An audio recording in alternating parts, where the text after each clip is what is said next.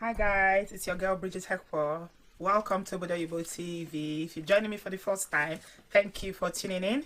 And do consider subscribing. It's a red button down here.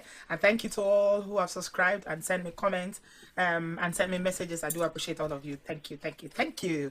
Thank you for all the love. I appreciate you all. Today, I want to talk about a very important topic based on the conversations I've been having with some of my subscribers on my YouTube. It's about wives, marriage, imported wives. So I'm talking about imported wives. Now, I know some of you will be laughing like, oh, what's she on about now?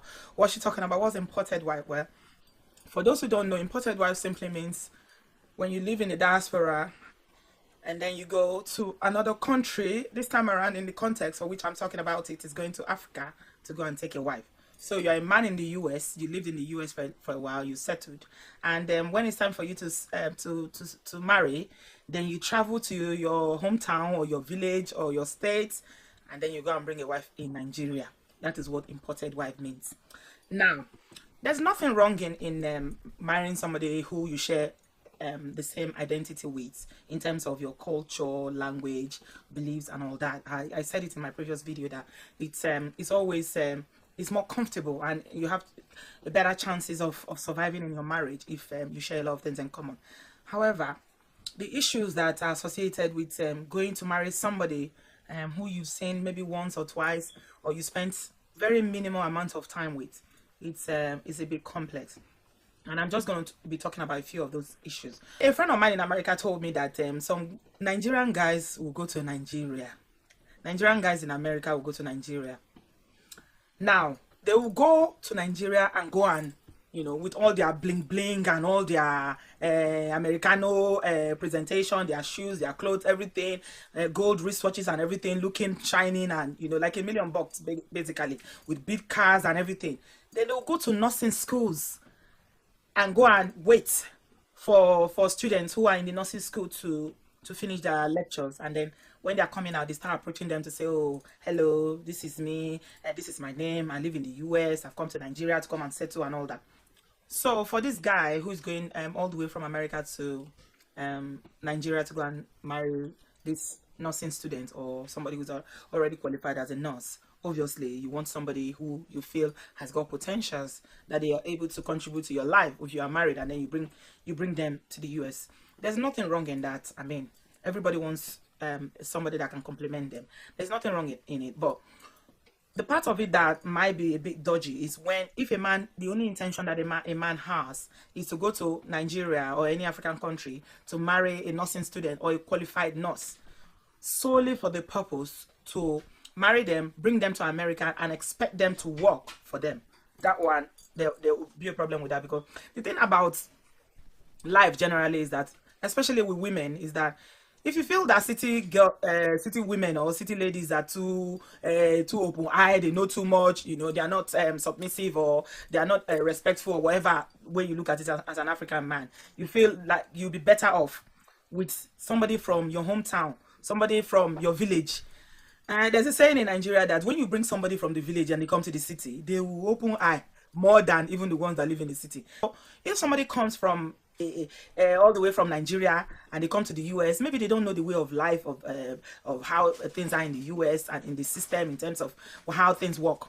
By the time they open eye and they get to know what is going on, you might not be able to get away with it. So if you have any ulterior motives about marrying these women and bringing them to come and work for you, it might not work. And somebody tells me that that's one of the fundamental issues that some of these marriages have, that the men expect you to work and pay them back for the money that is spent to bring you to the US. So that will be a problem, because at the end of the day, it's not slavery. It's not modern day slavery. You're not a trafficker. So it's not about payback. I spend money to bring you, you have to pay me. It's about relationship. If your focus as a man is no longer about the relationship with that woman in terms of marriage, it's about the economics, it's about money, then you see things will start to go wrong, because the woman will say after a while she might work and, you know, get a nursing job and work and be supporting you or be giving you the money, or you are in control of a paycheck or whatnot. I don't know what the situation is. This is what I'm hearing. But at a point, she's going to come to her. She will make friends. She will talk to people. If she comes to know what is obtainable in the US, she's not going to be so gullible anymore. She will say, no, I'm the one making this money. I cannot be making money and handing you my paycheck. And in some instance, some of these men are not even nurses themselves, or they don't have any professional jobs. So that makes me wonder. I was asking a friend of mine, I said, is the nursing school in the US only for women? Don't men go to nursing schools, or don't they go to medical school?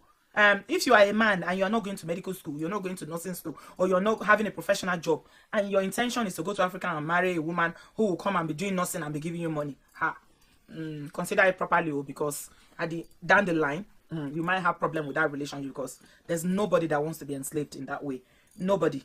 Another thing I see with this issue of imported wife is that normally when you want to marry someone, you have a period of courtship or dating, whichever way you call it.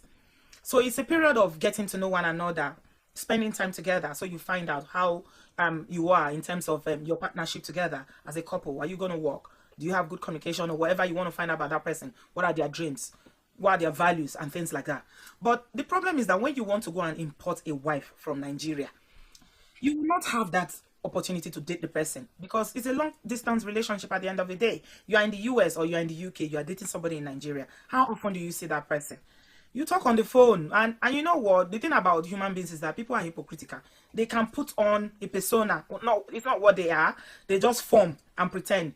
Maybe if you go to Nigeria like twice a year, for instance, and you spend 2 weeks or 3 weeks, women will pretend as if, I'm your ideal wife. They'll be cooking for you. They'll be washing your clothes. They'll be doing everything that a perfect wife is supposed to do, just because they want to come to America or they want to come to the UK.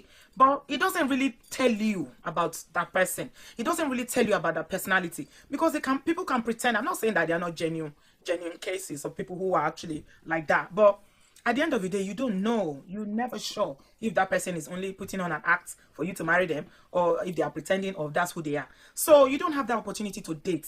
That's what I'm saying. You don't have the opportunity to study one another to know if you are compatible or if the relationship is going to work. So you see them maybe 2, 3, maybe 4 times, and then the next thing you are getting married. That's a huge risk.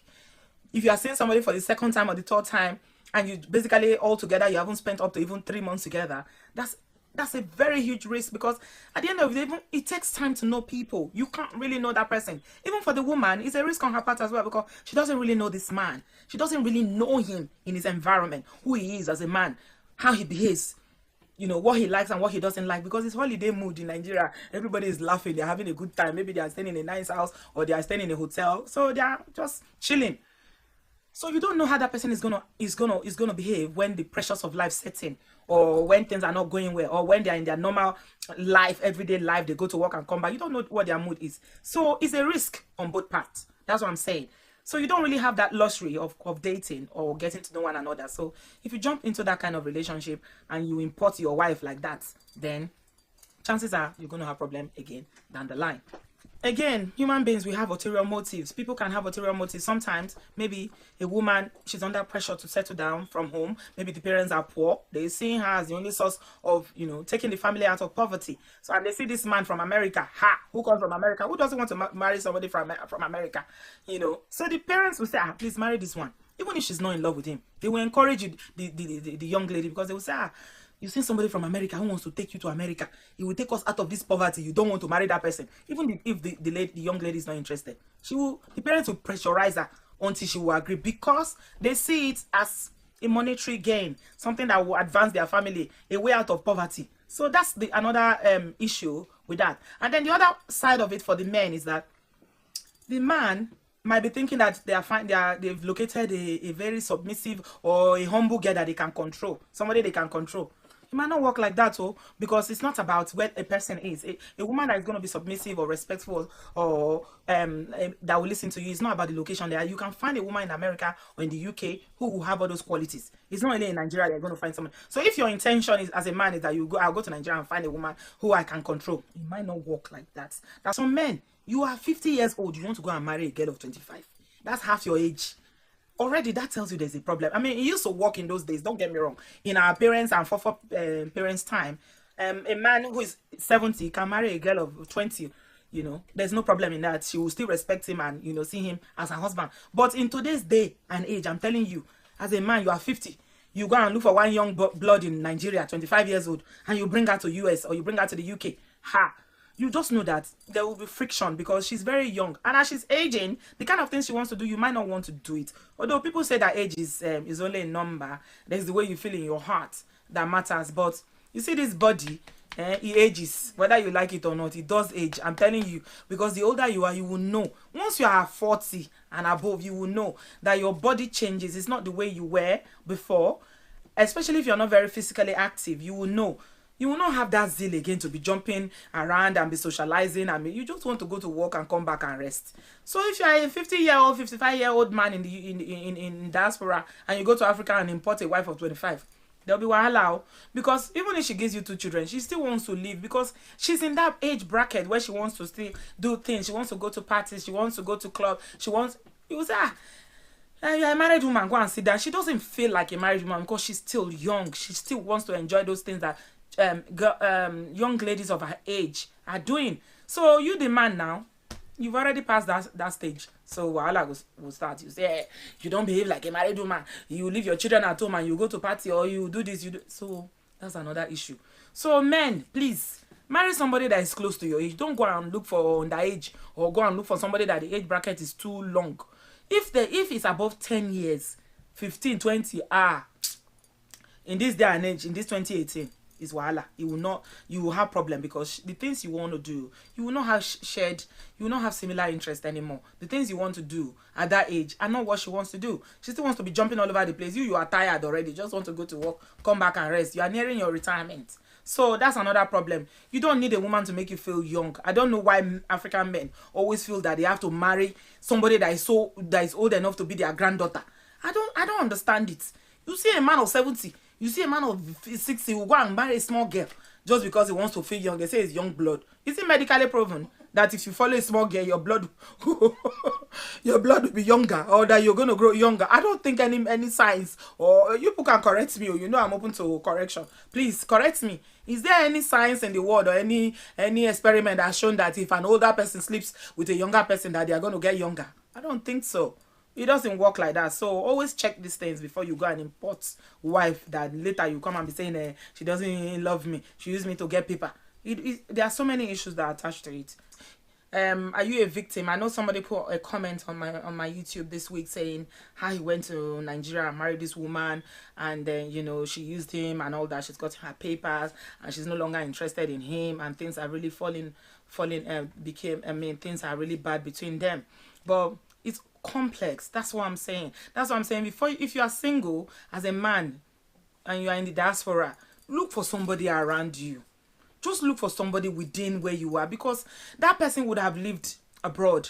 So you have similar experiences, and they know what life is in the diaspora. Don't go to Africa and go and marry one small girl. If you go and marry one small girl and bring her, she might not understand. And by the time she understands, she might not want you anymore. That's what I'm saying. Sometimes it works out, but 99% it does not work.